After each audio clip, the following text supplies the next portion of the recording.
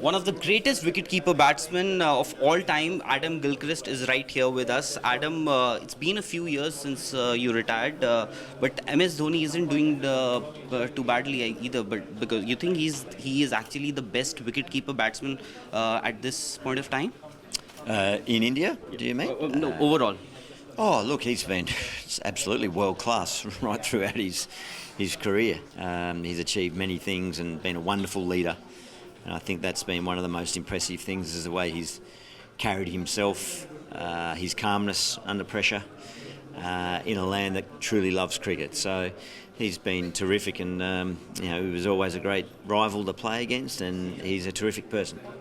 And Virat Kohli recently surpassed Ricky Ponting as the leading, in fact, the second batsman on the list of most ODI centuries. How do you rate Virat Kohli in comparison to Ricky Ponting? Of course, Ricky Ponting has led Australia to 2 World Cup titles also, but Virat is new to the captaincy, but he's doing pretty well. Do you think he's probably at par or better than Ricky Ponting?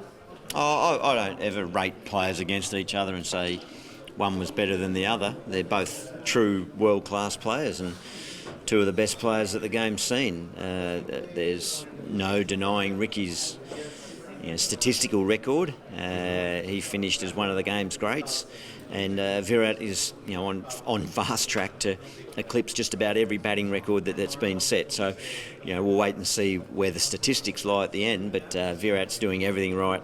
He's certainly enjoying the captaincy, it looks like. He's leading with great spirit, and his team are following him. So he's got that team has challenges overseas when they play overseas, like all the teams at the moment are playing well at home but not so well away. So that'll be his next challenge. But as an individual player, he's truly world class. If we see the modern day captains, right from Steve Waugh to Ricky Ponting, or for that matter MS Dhoni, the legacy, do you think of a captain is decided by the World Cup titles he wins, and same would be the case for Virat also, probably how well he does overseas, and whether he wins a world level tournament, a World Cup, will actually define his legacy? No, I'm not sure that it defines completely the captain. There's been many fine captains who haven't lifted the World Cup trophy. But how well he does overseas also? That'll be part of the scrutiny is whether he's able to inspire his team to success overseas. Clearly he'll have the opportunity to do that with his own run scoring, but then leading the team and bringing them together, that'll be one of the great challenges. So, we'll wait and see at the end of his career to see how well he's done at that. Well, the Indian team has done reasonably well in the last few years. You've played a lot with the Indian team. What do you think has changed in the as if we compare this team to the one that you played against? This team looks a lot aggressive under Virat. Do you think that is the USP, or if you can just throw some light on how the difference has been in the two teams?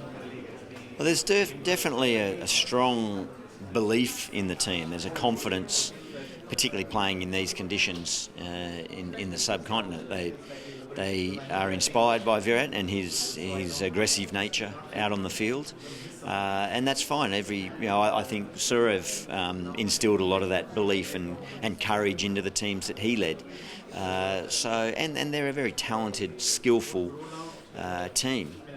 So that binds together to provide positive results, but as I say, I don't try to compare eras or teams. This is a very strong team at the moment, and the challenges that lie ahead, they'll be judged on those how they fare overseas. Adam, one last question. In the last few years, we've seen that home teams actually are winning most of the matches. Do you think ICC needs to look into that, or is it because in the home conditions teams are doing well, but when they travel abroad they actually struggle? So you think there has to be something has to be done regarding that, or? I don't think. What's the reason? I just don't think the team's as skilled in the other conditions. clearly the ICC will be always wary of pitch conditions and if it's so heavily weighted in favour of one team, but you don't really see that happen. Some of the wickets are they're meant to sort of suit the home team to an extent. That's the challenge of going and playing in those conditions. Does the ICC need to look into that? Oh, I think they clearly monitor it already.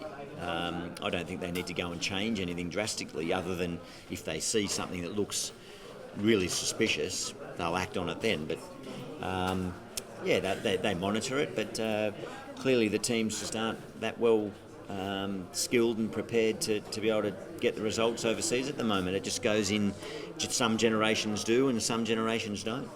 All right, Adam. Thank you very much for your time.